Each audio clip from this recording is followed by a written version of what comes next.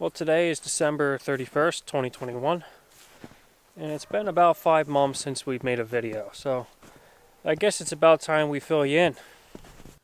Way back on July 9th, we were supposed to pick up the U-Haul truck and the trailer at one location. Well, that didn't go according to plan. They double booked our rental, so we ended up driving to Lawrenceville, New Jersey to pick up the truck, and then Philadelphia, Pennsylvania to pick up the trailer. After that, we set our course back to the house. When we arrived, our friends and family helped us pack up the truck, and I took a little break from packing so I could package up a few beehives and move them to their new home down the street. A good friend of mine wanted to get into beekeeping, and he had all of his own equipment, so it was only natural to leave him a few hives. After we dropped off the beehives in his backyard, we continued packing into the night. We finally finished up around 11 o'clock.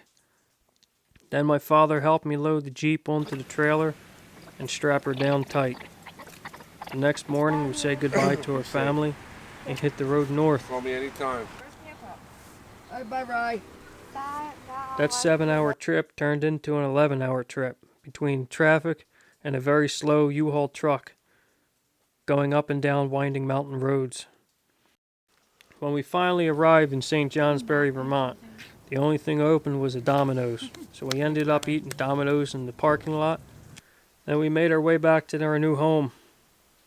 When we arrived, we unpacked a few essential items, like the air mattress, toothbrushes, and we hit the hay.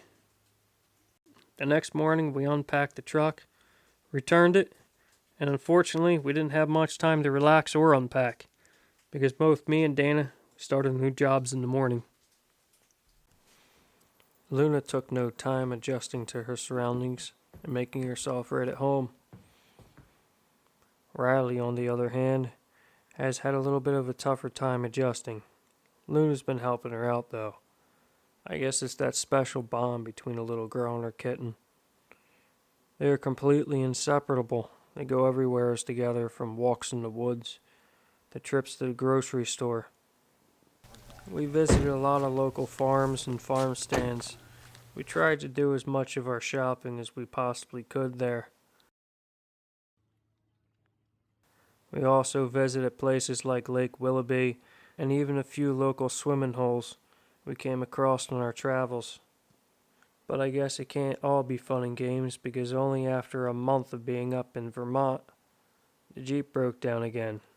The rear differential blew out for the second time, and it had other issues, so I decided to sell it and look for a new vehicle. After doing a little searching online, I came across a 1968 F100. It was about 3 hours away, so I gave the man a call. I spoke to him for a few minutes, and he said the truck's been sitting in a barn for close to 20 years. So at the first chance we got, we drove down and put cash in his hand. As soon as we got it back to the house, me and Riley started working on it. Riley helped me give it an oil change the spark plugs, and a few miscellaneous other things. But silly me, I forgot to put oil in the heads, and it's been sitting for quite a few years. So I started it up, and I burned the rings out of it. So the project's postponed for a little bit. Before we knew it, summer was over, and those brisk fall days were here. As fast as the leaves changed and they fell, the cold winter air arrived behind it.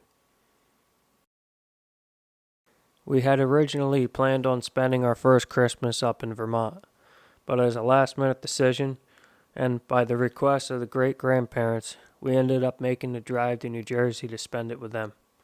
After Christmas was over, we made the drive back to Vermont, and that leaves us where we are today. New Year's Eve, 2021, going into 2022. We got a lot going on, a lot planned, so stay tuned.